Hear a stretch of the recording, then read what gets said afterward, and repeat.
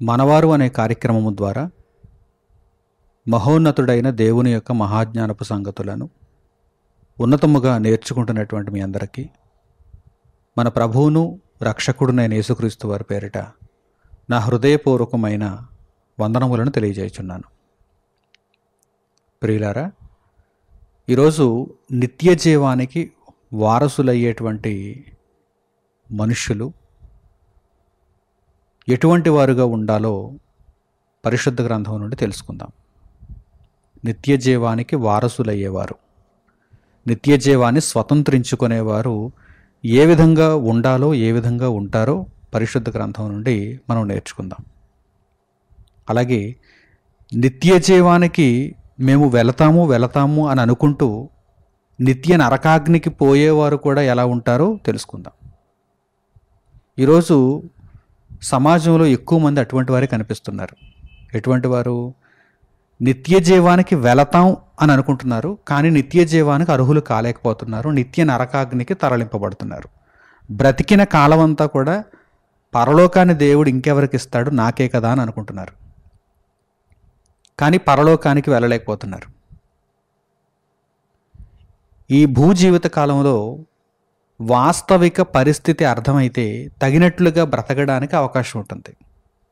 అంతే తప్ప ఒక మబ్బులో ఒక మాయలో జీవించామనుకోండి, ఘోరంగా మనము ఓడిపోయేటువంటి ప్రమాదం ఉంది. ఘోరంగా నష్టాన్ని చవిచూచేటువంటి ప్రమాదం ఉంది. కనుక ఎప్పుడూ కూడా ఊహల్లో తేలకూడదు, కలల్లో జీవించకూడదు.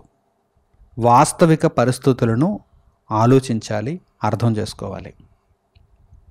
దేవుడు ఎటువంటి వారికి పరలోకం ఇస్తాడు, ఎలా జీవించిన వారికి నిత్య జీవాన్ని అనుగ్రహిస్తాడు.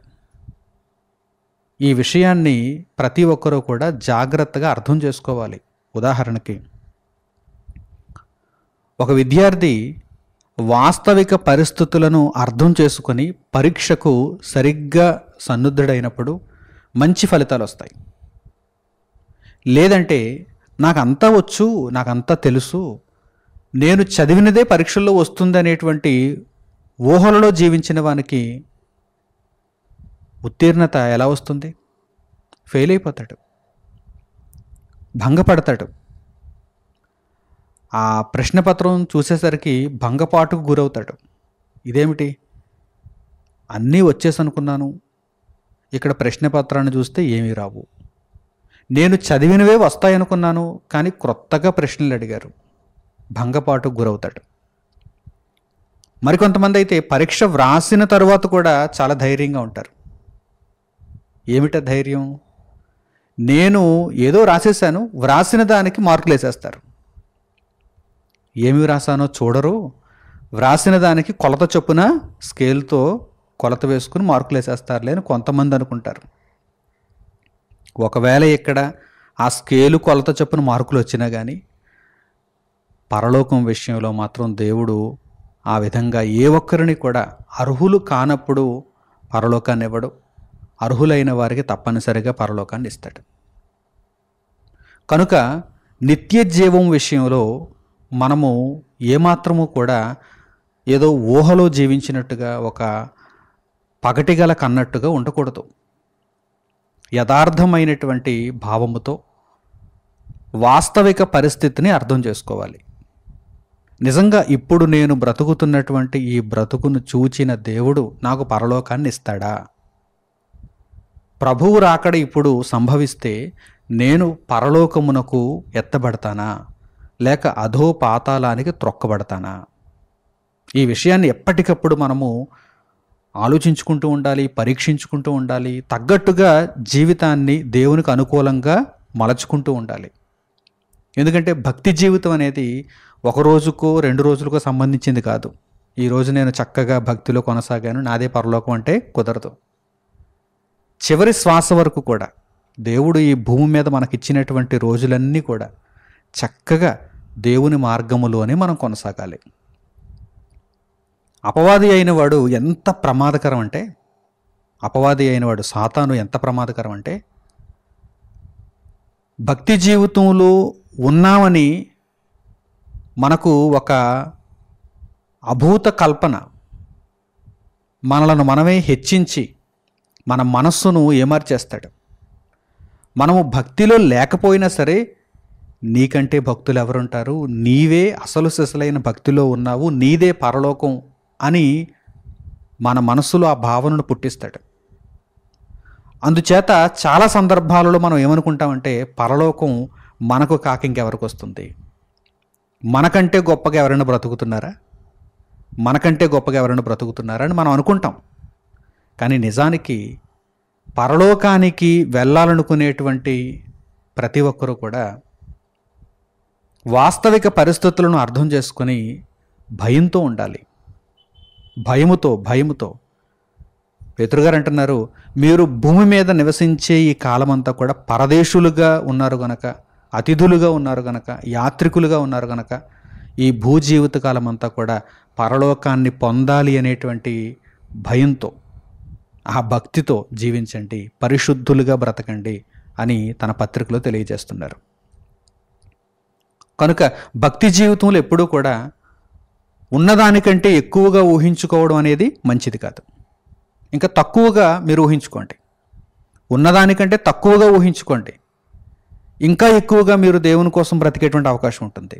ఉన్నదానికంటే ఎక్కువగా ఊహించుకున్నారా, ఉన్నది కాస్త ఊడిపోతుంది, మీరు పరలోకానికి వెళ్ళే అవకాశం ఏమాత్రం ఉండదు. ఈ విషయాన్ని దేవుడు పరిశుద్ధ గ్రంథంలో మన కొరకు రాయించాడు. దేవుడు ఏ విషయాన్ని వదిలిపెట్టలేదు. మనము ఏ ఏ సందర్భాలలో తొట్టిల్లే అవకాశం ఉందో, అపవాది అయిన వాడు మనలను ఏ ఏ సందర్భాలలో మాయ చేసే అవకాశం ఉందో దేవుడు ఆ పరిస్థితులన్నింటినీ కూడా ఆయన ముందుగా ఆలోచించి పరిశుద్ధ గ్రంథంలో పొందుపరిచాడు. మనము గ్రంథాన్ని అర్థం చేసుకోవడమే తరువాయి. అన్ని సంగతులను కూడా దేవుడు ముందుగానే మన కొరకు నిక్షిప్తం చేశాడు. ఎన్నో ఉదాహరణలను మన ముందు ఉంచాడు. ఇప్పుడు ఈ విషయానికి సంబంధించినటువంటి ఒక చక్కని వాక్య భాగాన్ని మనం చూద్దాం.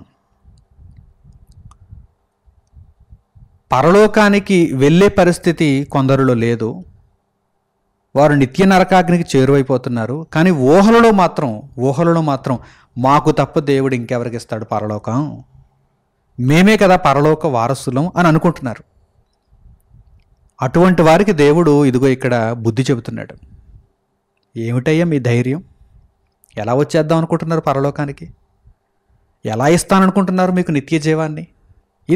ఈ బ్రతుకుకు నేను నిత్య జీవాన్ని ఇవ్వాలా? మీరు జీవిస్తున్నటువంటి ఈ జీవితానికి నేను నిత్య జీవాన్ని ఇవ్వాలా? అదేమైనా ఆషామాషి అనుకుంటున్నారా? నిత్య జీవం అనేది ఆషామాషి అనుకుంటున్నారా? మీ ఇష్టానుసారముగా మీరు బ్రతుకుతూ ఎటు పడితే అటు మీ జీవితం వెళ్ళిపోతున్నప్పుడు, వానాకాలం భక్తిని మీరు కొనసాగిస్తూ ఉన్నప్పుడు మీకు నిత్య జీవాన్ని ఇవ్వాలా? అదేమైనా అంత చిన్న విషయం అనుకుంటున్నారా? అదేమైనా అంత తేలికైన విషయం అనుకుంటున్నారా? కాదు. మీ ప్రవర్తనను చక్కదిద్దండి, భయముతో వణకుతో జీవించండి. నిత్య నరకాగ్నికి వెళ్ళిపోతామేమో అనేటువంటి భయంతో, పరలోకాన్ని పొందలేమేమో అనేటువంటి భయంతో దేవుని యొక్క సన్నిధిలో పరిశుద్ధతను కొనసాగించుకోండి అని దేవుడు ఇదిగో ఇక్కడ తెలియజేస్తున్నాడు. చూద్దాం. యెహెజ్కేలు గ్రంథము 33వ అధ్యాయము 23వ వాక్యం నుండి జాగ్రత్తగా ఈ సందర్భాన్ని మీరు గమనించండి. యెహెజ్కేలు గ్రంథము 33వ అధ్యాయము 23వ వాక్యం నుండి, మరియు యెహోవా వాక్కు నాకు ప్రత్యక్షమై ఏలాగు సెలవిచ్చెను, నరపుత్రుడా, ఇశ్రాయేలు దేశములో పాడైపోయిన ఆయా చోట్లను కాపురమున్నవారు అబ్రాహాము ఒంటరి అయి ఈ దేశమును స్వాస్థ్యముగా పొందెను గదా, అనేకులమైన మనకును ఈ దేశము స్వాస్థ్యముగా ఇయ్యబడదా అని అనుకొనుచున్నారు. ఇశ్రాయేలీయులలో కొందరు ఏమనుకుంటున్నారండి? అబ్రాహాము ఒకప్పుడు ఒంటరి అబ్రాహాము, ఇశ్రాయేలీయులకు పితరుడు అబ్రాహాము. అబ్రాహాము ఒకప్పుడు ఒంటరిగా ఉన్నప్పుడు, ఒంటరిగా ఉన్నటువంటి ఒక్కడుగా ఉన్నటువంటి అబ్రాహామునకు దేవుడు ఈ భూభాగం అంతటిని కూడా స్వాస్థ్యముగా ఇయ్యగా లేనిది ఇప్పుడు ఎంతమంది ఉన్నాం మనకు దేవుడు ఎవడా? వారిలో ఉన్నటువంటి ధైర్యం చూడండి. పనికిమాలిన ధైర్యం అండి అది, పనికిమాలిన ధైర్యం. ఈరోజు చాలామందిలో ఉంది కదా, పరలోకాన్ని దేవుడు నాకు ఇవ్వకపోతే ఇంకెవరికి ఇస్తాడు, నాకంటే భక్తిపరులు ఉన్నారేంటి, నాకంటే గొప్పగా దేవుని కోసం జీవించే వాళ్ళు ఉన్నారేంటి అని అనుకునేటువంటి వారందరూ కూడా ఎటువంటి వారో ఇదిగో ఇక్కడ వాక్య భాగంలో వ్రాయబడింది. నాడు ఇశ్రాయేలీయులు కొంతమంది ఏమనుకుంటున్నారు, అబ్రహాము ఒంటరిగా ఉండి ఇదిగో ఈ భూభాగం అంతటిని కూడా స్వాస్థ్యముగా పొందాడు, ఈరోజు మనము అనేక మంది సంఖ్యాబలాన్ని చూసుకుంటున్నారు, అక్కడ అబ్రహాము ఒక్కడే, మనం ఇంతమంది. మరి ఇంతమందిగా ఉన్నటువంటి ఇశ్రాయేలీయులుగా ఉన్నటువంటి మనకు దేవుడు ఈ భూభాగాన్ని స్వాస్థ్యంగా ఇయ్యడా? మనలను దేవుడు చెరకు పంపించేస్తాడా? ఈ భూభాగాన్ని ఖాళీ చేయించి మెడబెట్టి గెంటేస్తాడా? లేదు అని అనుకుంటున్నారు, అని వారు అనుకుంటున్నారు. ఊహల్లో తేలుతున్నారు అంటున్నాడు దేవుడు, ఊహల్లో తేలుతున్నారు వారు, పగటి కలలకు అంటున్నారు వారు. మరి ఇప్పుడు నీవు వారికి ఏం చెప్పాలి? చూడండి ఏం చెప్పమని చెప్పాడు దేవుడు, చూడండి. కాబట్టి వారికి మాట ప్రకటన చేయుము.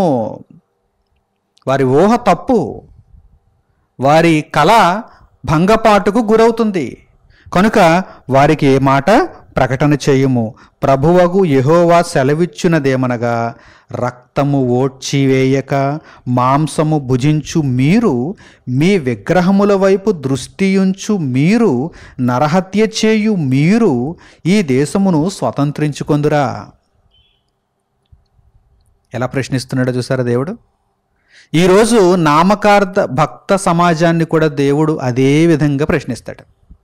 మీ పాపములలో ఉన్న మీరు, దొంగతనములు చేయుచున్నటువంటి మీరు, వ్యభిచారమునకు అలవాటు పడినటువంటి మీరు, నరహత్య చేయుట వాడుకైనటువంటి మీరు, ఇక టోటల్గా మీ ఇష్టాన్ని మీరు నెరవేర్చుకునేటువంటి మీరు పరలోకానికి వస్తారా? నిత్య జీవాన్ని స్వతంత్రించుకుంటారా? No, never. గేటు కూడా తాకనివ్వడు దేవుడు. పరలోకము అంచును కూడా ముట్టనివ్వడు. అడుగుతున్నాడు దేవుడు, ప్రశ్నిస్తున్నాడు దేవుడు. చూడండి, ఊహల్లో తేలితే ఊహలు నిజమైపోతాయా? ఏమంటే పగటు కళలు కంటే ఆ కళలు నిజమైపోతాయా? లేదు. పరలోకం విషయంలో అసలు నిజమవు. ఈ లోకం విషయంలో ఒకవేళ ఏమైనా ఒక పరిస్థితి మీకు అనుకూలించి ఏదైనా తారుమారై ఒకవేళ మీరు కనిన కళ నిజమైందేమో, నిజం అవ్వచ్చేమో, కొంచెమైనా ఇక్కడ ప్రాబబిలిటీ ఉంది. కానీ పరలోకం విషయంలో అస్సలు పగటి కలలు కనకండి. ఉన్నదానికంటే ఇంకా తక్కువగా ఊహించుకోండి. తన్ను తాను తగ్గించుకోవాలి. నేనేం బ్రతుకుతున్నాను దేవుని కొరకు, దేవుడు ఆశించిన స్థాయిలో బ్రతకలేకపోతున్నాను, నేను చేయవలసినవే చేస్తున్నాను. ఎంత కష్టపడినా సరే దేవుడు ఏమనుకోమన్నాడో తెలుసా? నేను చేయవలసినవే చేయుచున్నాను, ఎక్కువేం చేయటం లేదు. దేవుని కొరకు ఎక్కువేం చేయటం లేదు, ఎక్కువేం ఇవ్వటం లేదు అని మిమ్మల్ని మీరు తగ్గించుకునే పరిస్థితులలో ఉంటూ దేవుని కొరకు ఉన్నతంగా బ్రతకాలి. అప్పుడు పరలోకం వచ్చే అవకాశం ఉంటుంది. కానీ చాలామంది ఎలా ఉంటున్నారండి? తన్ను తాను తగ్గించుకునే రీతిలో ఉంటున్నారా? కొంచెం అవకాశం ఇస్తే చాలండి, ఎవరికైనా మాట్లాడమని కొంచెం అవకాశం ఇస్తే చాలండి, నేను అదండి, నేను ఇదండి, నేను ఇంత గొప్ప అండి, నేను అంత గొప్ప అండి. ఏమండి, ఆ డాబులు చెప్పుకోవడంలో మాత్రం అసలు ఫుల్ స్టాప్ ఉండదు. ఆయాసపడుతూ చెబుతూ ఉంటారు. కానీ వాస్తవిక పరిస్థితి మీకు అర్థమైందా? రియాలిటీ మీకు అర్థమైందా? ఒక విద్యార్థి వాస్తవిక పరిస్థితిని అర్థం చేసుకుంటే, నేనెంత చదివాను, ఇంకా చదవాల్సింది కొండంత ఉంది, సిలబస్ కొండంత ఉంది, నేనేదో ఒక ప్రశ్నను తీసుకొని IMP అని పెట్టుకొని చదివేసుకుంటే, ఆ ప్రశ్న పత్రాన్ని రూపుదిద్దేవాడు దీనిని IMP అని పెట్టలేదనుకోండి, ఆ ప్రశ్న రాదు, వేరే ప్రశ్న వస్తుంది. అన్ఇంపార్టెంట్ క్వశ్చన్ ఇచ్చాడు అనుకోండి, అయిపోయాడు అంతే. కనుక వాస్తవిక పరిస్థితిని అర్థం చేసుకుని ఏ ప్రశ్న వచ్చినా సరే నేను సమాధానం రాయాలంటే నేను మొత్తం సిలబస్ చదవాలి. ఇది చదివిన తరువాత కూడా ఇంకా సరిపోదేమో, లైబ్రరీకి వెళ్ళాలి, ఇంకా ఆ పుస్తకాన్ని రెఫర్ చేయాలి, ఈ పుస్తకాన్ని రెఫర్ చేయాలి, పాత ప్రశ్న పత్రాలన్నింటినీ కూడా నేను అవపోసన పట్టాలి. ఈ విధంగా ప్రతి విషయంలోనూ జాగ్రత్త తీసుకున్నవాడు మొదటి ర్యాంకులో నిలుస్తాడు. లేదు, ఊహల్లో తేలుతున్నాడు అనుకోండి, ర్యాంక్ గల్లంత అవుతుంది. పగటి కలలకు అంటున్నాడు అనుకోండి, నిజంగా నాకు ఫస్ట్ ర్యాంకే వచ్చేస్తే ఎలా సన్మానిస్తారో. నిజంగా నాకు ఈ టౌన్ ఫస్ట్ వచ్చేస్తే, లేకపోతే జిల్లా ఫస్ట్ వచ్చేస్తే నాకు ఫోన్ చేసి పిలిచి ఎలా సన్మానిస్తారో, నేను ఆ పరిస్థితిలో ఎలా బిహేవ్ చేయాలో, ఇలా పగటి కలలు అన్నమాట. పగటి కలలు వచ్చింది లేదు, పాడు లేదు. చూసారా? ఉన్నదానికంటే ఎక్కువగా ఊహించుకుంటే బొక్కబోర్లా పడతారు. కానీ ఉన్నదానికంటే తక్కువగా ఊహించుకొని నేను ఇంకా చేయవలసినది, సాధించవలసినది, కష్టపడవలసినది ఎంతో ఉన్నది అని ప్రయత్నిస్తే కొంచెమైనా ఫలితం ఉంటుంది. పరలోకం విషయంలో తప్పనిసరిగా ఈ సూత్రాన్ని మనం తీసుకోవాలి. దేవుడు అంటున్నాడు, ఇదిగో ఇశ్రాయేలీయులలో కొందరు ఏమనుకుంటున్నారంటే, అబ్రాహాము ఒంటరిగా ఉండి ఈ దేశాన్ని స్వతంత్రించుకున్నాడే, మనం ఇంతమంది ఉన్నాం, దేవుడు మనల్ని తోలేస్తాడా? దేవుడికి మనం కావాలి కదా. ఈ సంఖ్యాబలాన్ని చూడు, ఎంతమంది ఉన్నాము మనం. కావాలి దేవునికి. ఇంతమందిని చూడగానే ఆయనకి వెంటనే మనసు మారిపోతుంది. కనుక మనలను దేవుడు తోలివేయుడు అని వారు అనుకుంటున్నారు. వెంటనే దేవుడు చెబుతున్నాడు, పగటి కలలు కంటున్నటువంటి ఇశ్రాయేలీయులారా జాగ్రత్త,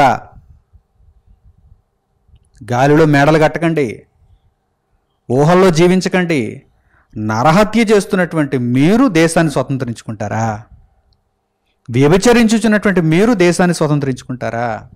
ధర్మశాస్త్రాన్ని విసర్జించినటువంటి మీరు దేశాన్ని స్వతంత్రించుకుంటారా?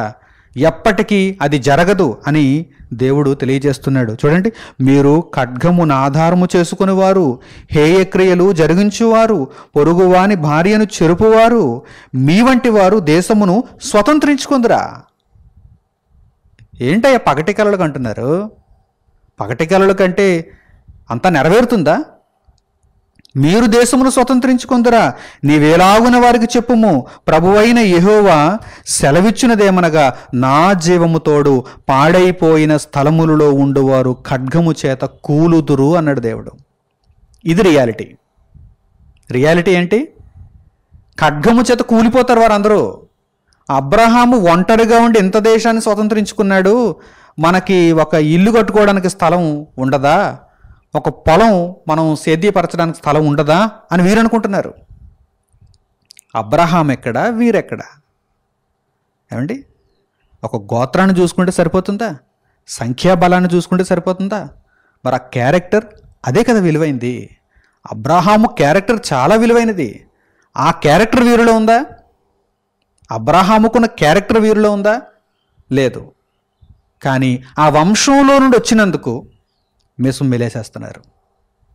ఆ వంశంలో నుండి వచ్చినందుకు అబ్రహాము ఒక్కడే, మేము ఎంతమంది, అదే చూసుకుంటున్నారు. అంతే తప్ప మా ప్రవర్తన ఎక్కడా, అబ్రహాము గారి ప్రవర్తన ఎక్కడా అని ఆ విషయాన్ని వారు పట్టించుకుంటున్నారండి.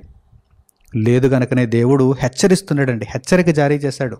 ఆ విధంగానే వారు నాశనం అయిపోయారు. ఇది మాటల వరకే పరిమితం కాలేదు, దేవుడు దానిని అమలు చేసి చూపించాడు.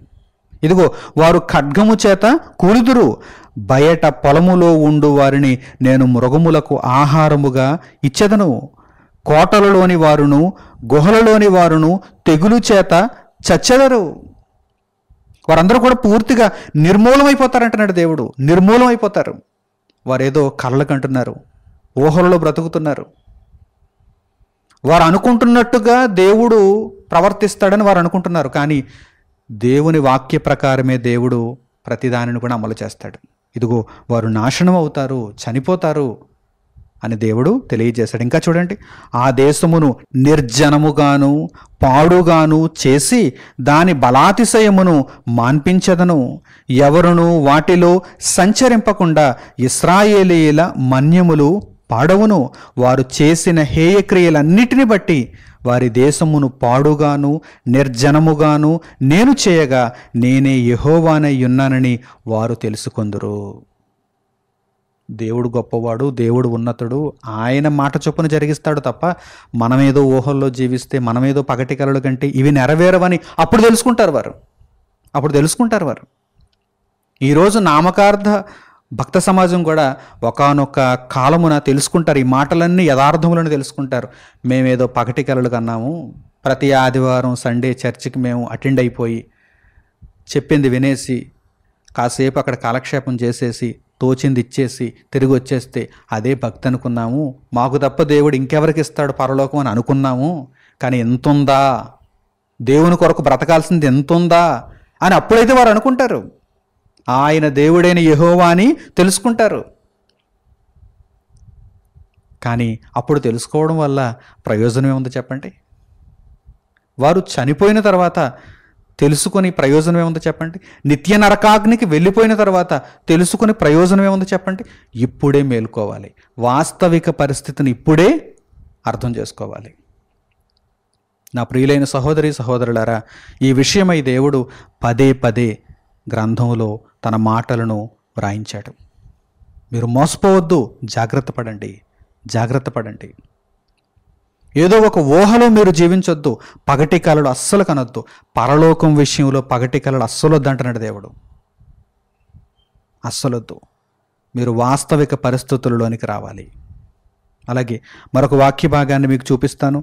ఇశ్రాయేలీల యొక్క తీరుతెన్నులు చాలా కాలం వరకు మారలేదు. యేసుక్రీస్తు ప్రభువు శరీరధారిగా భూమి మీదకు వచ్చినటువంటి కాలంలో కూడా ఇశ్రాయేలీలు ఎలా ఉన్నారంటే ఇదిగో ఇదే విధానంలో ఉన్నారు. వారి పితరులు అలాగే మరణించారు. వారి పితరులు పగటి కలలు కానీ మరణించారు. మిగిలినటువంటి శేషభాగం ఇక్కడ మనకు కనిపిస్తుంది.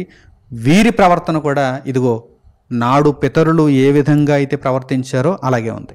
చూడండి, లూకాసు వార్త బాప్తిస్మం ఇచ్చి యోహాను ఇశ్రాయేలీలను చూచి ఏమంటున్నారో చూడండి. లూకాసు వార్త 3వ అధ్యాయము 8వ వాక్యం. లూకాసు వార్త 3వ అధ్యాయము 8వ వాక్యం. మారు మనస్సునకు తగిన ఫలములు ఫలించుడి. This is important. మారు మనస్సు కావాలి. మారు మనస్సునకు తగిన ఫలములు మీ జీవితంలో దేవునికి కనిపించాలి. ఇది లేనప్పుడు ఎన్ని ఉన్నా వ్యర్థం. మారు మనస్సునకు తగిన ఫలములు ఫలించాలి. లేదండి, నేనెందుకు దేవుని కోసం బ్రతకాలి, నేనెందుకు దేవుని పని చేయాలి, మా నాన్నగారు పెద్ద పాస్టరు, మా అమ్మగారు పెద్ద పాస్టరమ్మ, లేదంటే మాది క్రైస్తవ కుటుంబం, మేము పుట్టుకతో క్రైస్తవులం, ఇలా మీరు ఈ మాటలన్నీ చెప్పుకుంటూ గాలిలో మేడలు కట్టినా ఎటువంటి ప్రయోజనం ఉండదు. మారు మనస్సునకు తగిన ఫలములు ఫలించాలి. నీవెంతటి వాడవైనా సరే, పెద్ద బోధకుని కొడుకువైనా, పెద్ద బోధకునికి అన్నైనా, తమ్మునివైనా, చెల్లైనా, అక్కైనా, తల్లి అయినా, తండ్రి అయినా, ఎవరైనా సరే డజంట్ మ్యాటర్. మారు మనస్సునకు తగిన ఫలములు ఫలించుడి. బాప్తిస్మం ఇచ్చి యోహాను గారు ఇక్కడ ఏమంటున్నారు చూడండి. అబ్రాహాము మాకు తండ్రి అని మీలో మీరు అనుకుని మొదలు పెట్టుకొనవద్దు.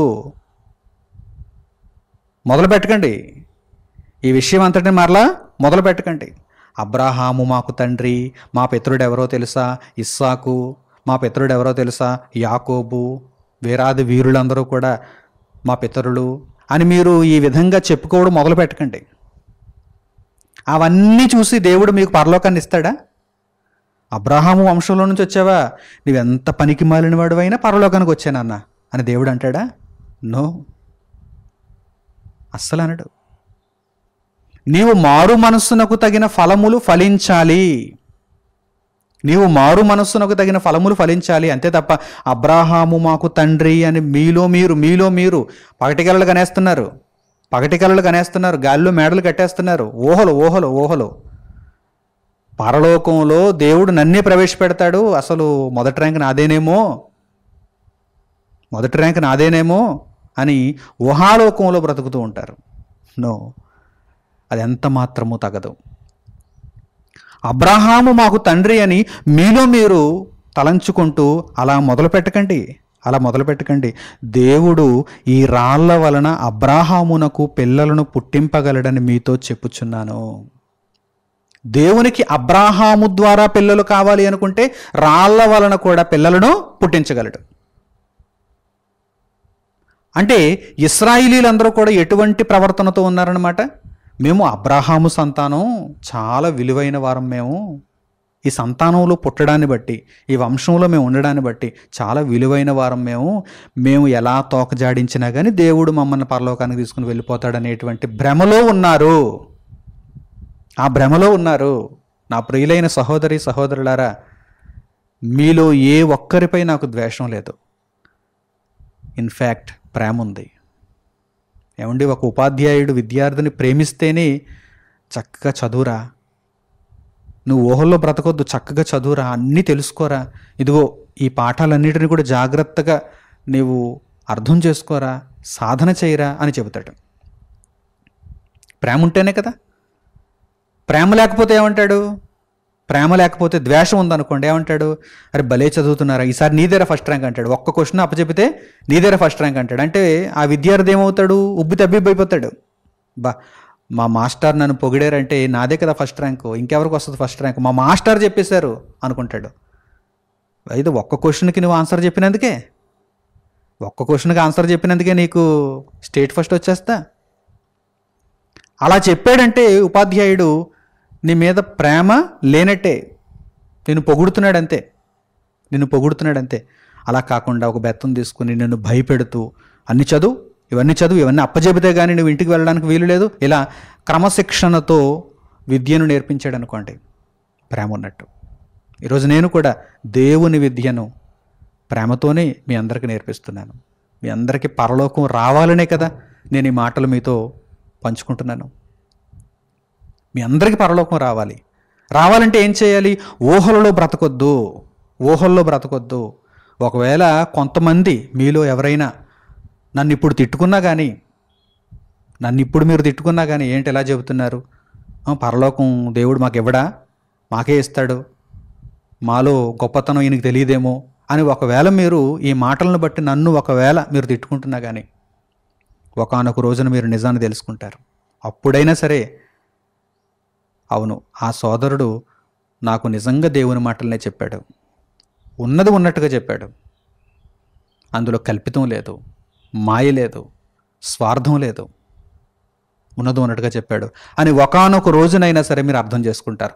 కానీ నేనేమంటున్నానంటే ఇప్పుడే అర్థం చేసుకోండి, అప్పటి వరకు ఎందుకు? మీరు నరకానికి వెళ్ళిపోయిన తర్వాత అర్థం చేసుకోవడం వలన మీకు ప్రయోజనం లేదు, నాకు ప్రయోజనం లేదు, దేవునికి ప్రయోజనం లేదు. ఇప్పుడు మీరు అర్థం చేసుకుంటే మీకు ప్రయోజనం ఉంది, మీరు పరలోకాన్ని చేరుకునేటువంటి అవకాశం ఉంది. ఇప్పుడు మీ బ్రతుకును సరి చేసుకోవాలి. బాప్తిస్మం ఇచ్చి యోహాను గారు పరుషంగా మాట్లాడుతున్నట్టే ఉంటుంది. బాప్తిస్మం ఇచ్చి యోహాను గారు చుట్టూ ఉన్నటువంటి ఆ ఇశ్రాయేలీయులతో ఈ మాటలు పలుకుతున్నప్పుడు కొంతమందికి రుచించవు. కానీ ఆయన నిజం చెబుతున్నారా, అబద్ధం చెబుతున్నారా? నిజమే చెబుతున్నారు. అబ్రాహాము మాకు తండ్రి అని ఏదో కాళ్ళు ఎగరేస్తున్నారు, మీసం మెలేస్తున్నారు, గర్వంగా ఉంటున్నారు, ఊహల్లో బ్రతుకుతున్నారు. వద్దు, మారు మనస్సునకు తగిన ఫలములు ఫలించండి. దేవుడు కావాలి అనుకుంటే అబ్రాహామునకు రాళ్ల వలన కూడా పిల్లలను పుట్టింపగలడు అన్నారు. యేసుక్రీస్తు ప్రభువారు కూడా ఈ సందర్భాన్ని గురించి మాట్లాడారు. శరీరధారిగా ఉన్నటువంటి దినములలో యేసుక్రీస్తు ప్రభువారు కూడా ఈ సందర్భాన్ని గురించి మాట్లాడారు. చుట్టూ ఉన్నటువంటి యూదులను, ఇశ్రాయేలును చూస్తూ ఆయన ఏమంటున్నారంటే, మీ తండ్రి బ్రతికినట్టుగా మీరు బ్రతకటం లేదు. మీ తండ్రి అబ్రాహామును మీరు చెప్పుకుంటున్నారు, అబ్రాహాము బ్రతికినట్టుగా మీరు బ్రతుకుతున్నారా? ఎందుకే ఇలా చెప్పుకుంటున్నారు? ఊహల్లో బ్రతుకుతున్నారు, నాశనానికి వెళ్ళిపోతున్నారు అని ప్రభువారు కూడా తెలియజేశారు. చూడండి, ఆ వాక్య భాగాన్ని కూడా మీరు చూడండి. యోహాను సువార్త 8వ అధ్యాయము 37వ వాక్యం నుండి చూడండి. యోహాను సువార్త 8వ అధ్యాయము 37వ వాక్యం నుండి, మీరు అబ్రాహాము సంతానమని నాకు తెలియను. ఏమంటే చీటికి మాటికి వారు మేము అబ్రహాము సంతానం అని చెప్పుకుంటున్నారు. కనుక యేసుక్రీస్తు ప్రభువారు ఏమంటున్నారంటే, నాకు తెలుసు నాయనా, మీరు అబ్రహాము సంతానం అని నాకు తెలుసు. పదే పదే ఆ మాటను చెప్పుకొని మీరు ఊహల్లో జీవించకండి. యథార్థాన్ని నేను చెబుతున్నాను వినండి, వాస్తవిక పరిస్థితిని నేను మీ కళ్ళ ముందు ఉంచుతున్నాను వినండి అని యేసుక్రీస్తు ప్రభువారు అంటున్నారు. చూడండి, మీరు అబ్రహాము సంతానమని నాకు తెలియను, అయినను మీలో నా వాక్యమునకు చోటు లేదు గనుక నన్ను చంప వెతుకుచున్నారు. ఒకవైపు మేము అబ్రహాము సంతానం అని చెప్పుకుంటూ యేసుక్రీస్తు ప్రభువారిని చంపడానికి వీరు ప్రయత్నాలు చేస్తున్నారు. తర్వాత, నేను నా తండ్రి యొద్ద చూచిన సంగతులనే బోధించుచున్నాను, ఆ ప్రకారమే మీరు మీ తండ్రి యొద్ద వినిన వాటిని జరిగించుచున్నారని వారితో చెప్పాను. నేను నా తండ్రి యొద్ద వినిన వాటిని ఇక్కడ జరిగించుచున్నాను, మీరేమో మీ తండ్రి యొద్ద వినిన వాటిని మీరు జరిగించుచున్నారు అని యేసుక్రీస్తు ప్రభువారు అన్నారు. ఆ తర్వాత వారు ఏమంటున్నారు? అందుకు వారు ఆయనతో, మా తండ్రి అబ్రహామని. వెంటనే మరలా వచ్చేసింది ఆ మాట, జవాబు వచ్చేసింది. ఎందుకంటే పూర్తిగా మైండ్ అంతా నిండిపోయింది. ఆ గర్వంతో నిండిపోయింది, ఆ అహంతో నిండిపోయింది. మేము అబ్రహాము సంతానము. యేసుక్రీస్తు ప్రభువారు ఏమంటున్నారు? మీరు మీ తండ్రి యొక్క క్రియలను నెరవేర్చుచున్నారు. ఇంతకీ మీ తండ్రి ఎవరో చెబితే గుండె ఆగిపోతుంది మీకు. మీ తండ్రి అబ్రహాము, మీ తండ్రి అబ్రహాము అని మీరు అనుకుంటున్నారు, కానీ అబ్రహాము ప్రవర్తించినట్టుగా మీరు ప్రవర్తించటం లేదు. మీ తండ్రి వేరే ఉన్నాడు. మీరు ఎవరిని వెంబడించుచున్నారో వాడే మీ తండ్రి. చూడండి, యేసుక్రీస్తు ప్రభువు రియాలిటీని చెప్పారు ఇక్కడ. చూడండి, ఆ మాటలను చూడండి. వారు ఆగటం లేదు, అస్సలు నేర్చుకోవటం లేదు. వెంటనే ఏమంటున్నారంటే మేము అబ్రహాము సంతానం అంటున్నారు. అందుకు వారు ఆయనతో మా తండ్రి అబ్రహామునరి. వెంటనే యేసు కూడా రిప్లై ఇవ్వాలి, మరి వారికి సమాధానం చెప్పాలి. యేసు, మీరు అబ్రహాము పిల్లలైతే అబ్రహాము చేసిన క్రియలు చేతురు. చెప్పుకోవడం కాదు, మేము అబ్రహాము సంతానము, మేము దేవుని పిల్లలము, మేము క్రైస్తవులము, మాదే పరలోకం అని చెప్పుకోవడం కాదు. చెప్పుకుంటే వచ్చేస్తుందా పరలోకం? చెప్పుకుంటే దేవుడు ఇచ్చేస్తాడా పరలోకాన్ని? తగ్గట్టుగా బ్రతకాలి, తగిన క్రియలు ఉండాలి. అదే కదా కష్టం. చెప్పుకోవడం ఎంత? ఊహల్లో బ్రతకడం చాలా ఈజీ, కానీ ఆ ఊహలు నిజం చేసుకోవాలంటే పడవలసినటువంటి కష్టం ఉంది చూస్తారా, అది చాలా ఘోరంగా ఉంటుంది. అదే కదా అసలైనది. ఊహను నిజం చేసే కష్టమే అసలైనది. ఈరోజు మనం పరలోకానికి వెళ్ళాలని అనుకుంటున్నాం. మరి పరలోకానికి వెళ్ళాలి అంటే పడవలసినటువంటి కష్టమే అసలైనది. ఇదిగో, మీరు అబ్రహాము సంతానం, అబ్రహాము సంతానం, అబ్రహాము సంతానం అని చెప్పుకుంటున్నారు. మీరు నిజంగా అబ్రహామునకు పిల్లలే అయితే ఏం చేస్తారు? అబ్రహాము చేసినట్టుగా చేస్తారు. అబ్రహాము ఎంత నీతిపరుడు, అబ్రహాము ఎంత విశ్వాసపరుడు. తన వృద్ధాప్యము వరకు కూడా ఎదురు చూచాడు, దేవుని మాట యందు విశ్వాసం ఉంచాడు. అబ్రహాము చాలా గొప్పవాడు. మీకు అబ్రహాముకు పోలికేంటయ్యా? మీకు అబ్రహామునకు పోలికేంటి? ఏదో పేరుకైతే చెప్పుకుంటున్నారు, కానీ చెప్పుకోవద్దలా. అబ్రహాము చేసిన క్రియలు ఏమైనా మీలో ఉన్నాయా? లేవు. చూడండి, మీరు అబ్రహాము పిల్లలైతే అబ్రహాము చేసిన క్రియలు చేతురు. దేవుని వలన వినిన సత్యము మీతో చెప్పిన వాడనైన నన్ను మీరిప్పుడు చంప వెదుకుచున్నారే. అబ్రహాము అట్లు చేయలేదు. అబ్రహాము దేవుని కుమారుని చంపడానికి వెళ్ళాడా? చంపడానికి యత్నించాడా? కుట్ర పన్నాడా? లేదు. అబ్రహాము ప్రాణాలు ఇవ్వడానికి కూడా సిద్ధమయ్యాడు. అబ్రహాము తన కుమారుని బలి చేయటానికి కూడా సిద్ధమయ్యాడు. అంత గొప్పవాడు అబ్రహాము. అబ్రహాముకు మీకు పోలిక ఏంటయ్యా? చెప్పుకోవడానికి బాలేదు. అబ్రహాముకు మీకు పోలిక లేదు అసలు. ఇదిగో, దేవుని దగ్గర సంగతులను విని మీకు చెబుతూ ఉంటే నన్ను మీరు ద్వేషిస్తున్నారు, నన్ను చంపాలనుకుంటున్నారు. మీరు అబ్రహాము సంతానమా? నవ్విపోతారు, ఎవరైనా నవ్విపోతారు. వాస్తవ పరిస్థితులను అర్థం చేసుకోమని యేసుక్రీస్తు ప్రభువారు తెలియజేస్తున్నారు. ఆ తర్వాత మీరు ఎవరి సంతానముగా బ్రతుకుచున్నారు అనేటువంటి విషయాన్ని యేసుక్రీస్తు ప్రభువారు తెలియజేస్తున్నారు. చూడండి, మీరు మీ తండ్రి క్రియలే చేయుచున్నారని వారితో చెప్పాను. అందుకు వారు, మేము వ్యభిచారము వలన పుట్టిన వారము కాము, దేవుడొక్కడే మాకు తండ్రి అని చెప్పగా, ఇక అబ్రహామును వదిలేశారు, దేవుని దగ్గరికి వెళ్ళిపోయారు డైరెక్ట్గా. ఇంకా దేవుడు ఒక్కడే మా తండ్రి అని వారు దేవుని దగ్గరికి వెళ్ళిపోయారు డైరెక్ట్గా. అప్పుడు యేసుక్రీస్తు ప్రభువు వారు యథార్థ పరిస్థితిని చెబుతున్నారు. చూడండి, యేసు వారితో ఇట్లనెను, దేవుడు మీ తండ్రి అయిన ఎడల, ఒకవేళ దేవుడు మీ తండ్రి అయితే ఆ తండ్రికి తగ్గ పిల్లలుగా మీరు బ్రతుకుతున్నారా? దేవుడు మీ తండ్రి అయిన ఎడల మీరు నన్ను ప్రేమింతురు. నిజంగా మీరు తండ్రి అయిన దేవునికి పిల్లలైతే మీరు నన్ను ప్రేమింతురు, నా వాక్య ప్రకారము నడుచుకొందురు, సత్యమును అనుసరిందురు, నీతి న్యాయములను మీరు వెంబడించుదురు. లేదు, మీ బ్రతుకు ఆ విధానంలో లేదు. దేవుని వాక్యానుసారంగా మీ జీవితం లేదు. కనుక మీరు దేవునికి పిల్లలు కారు. ఎవరు పిల్లలంటే సాతాను పిల్లలు. యేసుక్రీస్తు ప్రభువారు చెప్పారు. చూడండి, నేను దేవుని యొద్ద నుండి బయలుదేరి వచ్చి ఉన్నాను, నా అంతట నేనే వచ్చి ఉండలేదు, ఆయన నన్ను పంపెను. మీరేల నా మాటలు గ్రహింపకున్నారు. మీరు నా బోధ విననేరకు ఉండుట వలననే కదా మీరు మీ తండ్రియగు అపవాది సంబంధులు. మాట్లాడితే మేము అబ్రహాము సంతానమని, ఇంకా మాట్లాడితే మేము దేవుని సంతానమని చెప్పుకుంటున్నారు. ఊహల్లో బ్రతికేస్తున్నారు. ఊహల్లో బ్రతికేస్తే రాదు ఊర్ధ్వలోకం. పగటి కలలు కంటే రాదు పరలోకం. మీరు మీ తండ్రి దురాశలను నెరవేర్చగోరుచున్నారు. మీ తండ్రి ఎవడెంతకి? అపవాది. అపవాది దురాశలను మీరు నెరవేర్చగోరుచున్నారు. మీ తండ్రి దురాశలు నెరవేర్చగోరుచున్నారు. ఆది నుండి వాడు నరహంతకుడై ఉండి సత్యమందు నిలిచినవాడు కాడు. అందుచేతనే ఈరోజు సత్యమును ప్రకటించుచున్నటువంటి నన్ను మీరు చంపాలనుకుంటున్నారు అని యేసుక్రీస్తు ప్రభువు తెలియజేస్తున్నారు. ఆది నుండి వాడు నరహంతకుడై ఉండి సత్యమందు నిలిచినవాడు కాడు, వాని యందు సత్యమే లేదు. వాడు అబద్ధమాడునప్పుడు తన స్వభావమును అనుసరించియే మాటలాడును. వాడు అబద్ధికుడును అబద్ధమునకు జనకుడునై ఉన్నాడు. చూసారా? వాడే అపవాది. వాడిని వెంబడించుచున్నారు. పేరుకి ఏమని చెప్పుకుంటున్నారు? పైకి ఏమని చెప్పుకుంటున్నారు? మేము అబ్రహాము సంతానం అని చెప్పుకుంటున్నారు. క్రియలన్నీ ఎలా ఉన్నాయి? ప్రవర్తన అంతా ఎలా ఉంది? మాటలన్నీ ఏ విధంగా ఉన్నాయి? వారి యొక్క జీవితం అంతా ఎలా ఉంది? అపవాదికి పిల్లలుగా బ్రతుకుతున్నారు. ఇదండి అసలు సంగతి. ఈరోజు నామకార్థ క్రైస్తవ ప్రపంచాన్ని కూడా మీరు ఉదాహరణగా తీసుకోండి. పైకి ఏమని చెప్పుకుంటున్నారు? మేము క్రైస్తవులము, మేము పుట్టుకతో క్రైస్తవులం. కొంతమంది అయితే పుట్టుకతో మేము క్రైస్తవులము, మేము ఆరాధనకు వెళతాము, మేము చర్చిలో ఒక మెంబర్షిప్ తీసుకున్నాము, సభ్యత్వాన్ని కలిగి ఉన్నాము, ఇదిగో నేను పాటలు పాడతాను, ఇదిగో నేను చందా ఇస్తాను, ఇదిగో నేను వాక్యం చదువుతాను, కొంతమంది అయితే ఇదిగో నేను వాక్యం కూడా చెబుతాను. అంతే. మరి బ్రతుకు విధానం ఎలా ఉంది? పరలోకానికి చేరువుగా ఉందా?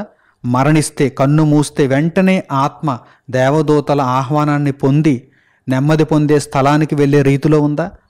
ప్రభువు రాకడలో ఆత్మ నిత్య జీవానికి స్వీకరింపబడేటువంటి విధానంలో బ్రతుకుందా? లేదండి.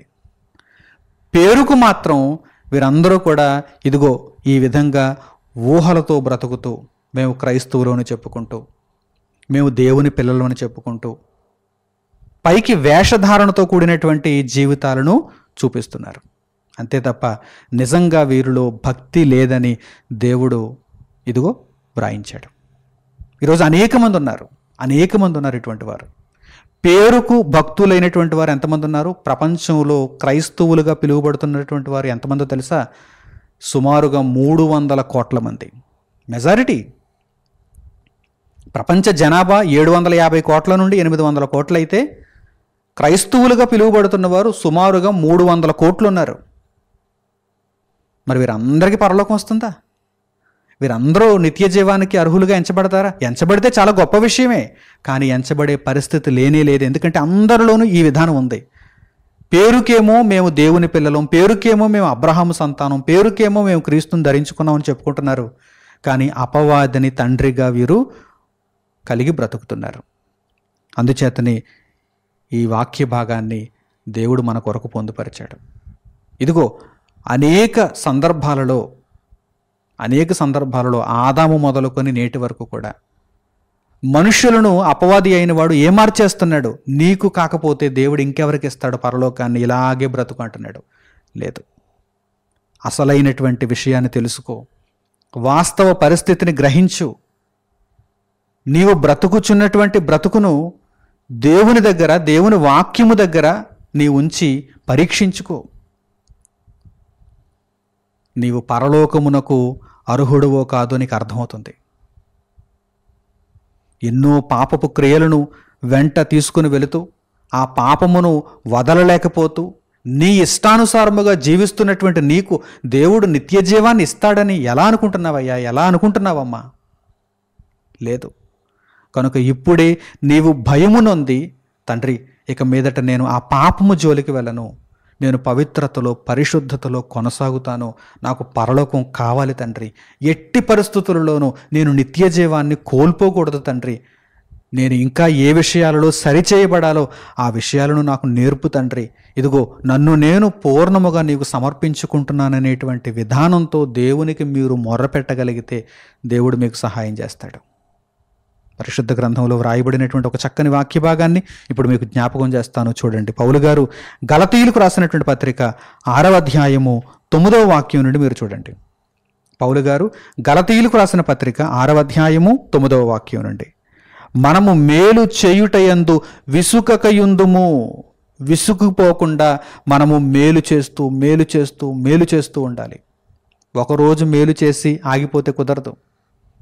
కొద్ది కాలం దేవుని కొరకు బ్రతికి ఆగిపోతే కుదరదు. మనము మేలు చేయుటయందు విసుకకయుందము. మనము అలయక మేలు చేసితే మేని తగిన కాలమందు పంట కోతము. ఈరోజు మేలు చేస్తాం, రేపే పంటకు వస్తామా? లేదు, తగిన కాలం ఒకటి ఉంది. మనము అలసిపోకుండా మేలు చేయాలి అని దేవుడు కోరుకుంటున్నాడు. మేలు చేయడం అంటే వాక్య సంబంధమైన బ్రతుకును మనం కలిగి ఉండాలి. సర్వసృష్టికి సువార్తను ప్రకటించే కార్యక్రమాలలో మన పాలిపంపులు ఉండాలి. దేవుని కొరకు మనము చక్కగా జీవించాలి. దేవుడు మన ఎదుట ఉంచినటువంటి పనిని శక్తి లోపము లేకుండా నెరవేర్చగలగాలి. అనేక ఆత్మలను మనము నిత్య జీవం వైపు నడిపించగలగాలి. అలాగే సత్యమును, ధర్మమును, న్యాయమును వెంటాడాలి. అంతే తప్ప అబద్ధమునకు జనకుడైనటువంటి సాతానును వెంబడించటానికి వీలు లేనేలేదు. దేవుని చిత్తానుసారముగా మనము ముందుకు కొనసాగాలి. మనము అలయక మేలు చేసామనుకోండి, తగిన కాలమందు పంట కోతము. కాబట్టి మనకు సమయము దొరకిన కొలది అందరి ఎడలను, విశేషముగా విశ్వాస గృహమునకు చేరిన వారి ఎడలను మేలు చేయుదము. సువార్త కార్యక్రమాలలో మనం ఉండాలి. మేలు చేస్తూ మేలు చేస్తూ మేలు చేస్తూ ఉండాలి. ఒక మనిషికి మనం చేయగలిగినటువంటి మేలు ఏమిటండి? ఆత్మను రక్షించడమే. నిత్యాగ్ని నుండి ఆత్మను రక్షించడమే, అదే గొప్ప మేలు. కనుక ఆ మేలైనటువంటి విషయముల యందు మనము ఎల్లప్పుడూ దృష్టిని కేంద్రీకరించాలి. దేవుని కొరకు ఉన్నతంగా మనం జీవించాలి. అంతే తప్ప ఉన్నటువంటి బ్రతుకును ఏదో గొప్పగా భూతద్దంలో పెట్టి చూసుకుంటూ, మనలను మనమే గొప్పగా ఊహించుకుంటూ పగటి కలలు కన్నామా, పరలోకానికి చాలా దూరం అయిపోతాం. అటువంటి పరిస్థితిని రానివ్వకుండా ఈ పాఠాన్ని మీరు ఒక హెచ్చరికగా తీసుకొని ఇక మీదట దేవునికి మరింత దగ్గరవుతారని, దేవుని కొరకు ఎంతగా బ్రతికినా సరే, తండ్రి ఇంకా నేను నీ కొరకు బ్రతకాల్సింది ఎంతో ఉంది అని అనుకుంటూ, వేషధారణ లేకుండా, కపట హృదయము లేకుండా, చక్కని హృదయమును, నిర్మలమైనటువంటి హృదయమును దేవునికి సమర్పించి దేవుని ఆలోచనలలో ఇక మీదట మీరు ఉన్నతముగా కొనసాగుతారని హృదయపూర్వకంగా కోరుకుంటూ ఈ సందేశమును ఇంతటితో నేను ముగిస్తున్నాను. తండ్రి అయిన దేవునికి ప్రార్థనలు ఏకీభవించండి. మహోన్నతుడును మహాపరిశుద్ధుడునైన మా కన్న తండ్రి, పరలోకానికి రావాలని మీరు కోరుకుంటున్నారు. పరలోకానికి వస్తామనేటువంటి ఊహలలో, భ్రమలలో అనేక మంది జీవిస్తున్నారు. తండ్రి, వాస్తవ పరిస్థితిని మీరు మా కళ్ళ ముందు ఉంచారు. మేమింకను ఏ ఏ విషయాలలో సరిచేయబడాలో వాటన్నిటి యందు మీ అధికారమునకు ఒప్పుకుంటూ, మీ చిత్తమునకు తలదించుతూ, మీ ఆలోచనను పరిపూర్ణముగా మా జీవితంలో నెరవేర్చుకునే భాగ్యమును మాకు దయచేయండి. వంచని మెడ కలిగినటువంటి ఇశ్రాయేలీయుల వలె మేము మూర్ఖత్వాన్ని మీ ఎదుట చూపించకుండా, లోబడే హృదయాన్ని, లోబడే జీవితాన్ని తండ్రి మేము కలిగి ఉంటూ, మీ వాక్యమును మేము శిరోధార్యముగా స్వీకరించి, తండ్రి మీరు ఆశించిన విధానములో మా బ్రతుకును ఉంచుకొనగలుగుటకు కృపను దయచేయండి. మీరు మాకు తండ్రి మీకు పిల్లలుగా, మీకు తగినటువంటి పిల్లలుగా మేము జీవించగలగటానికి మా తుది శ్వాస వరకు మీ కృపను, మీ సహాయమును మాకు తోడుగా ఉంచమని మిమ్మల్ని వేడుకుంటూ, మా ప్రార్థన మనవులన్నింటినీ మా ప్రభువును మా రక్షకుడునైన యేసుక్రీస్తు వారి పేరిట మిమ్మల్ని వేడుకొనుచున్నాము తండ్రి. ఆమెన్. అందరికీ వందనములు. సెలవు.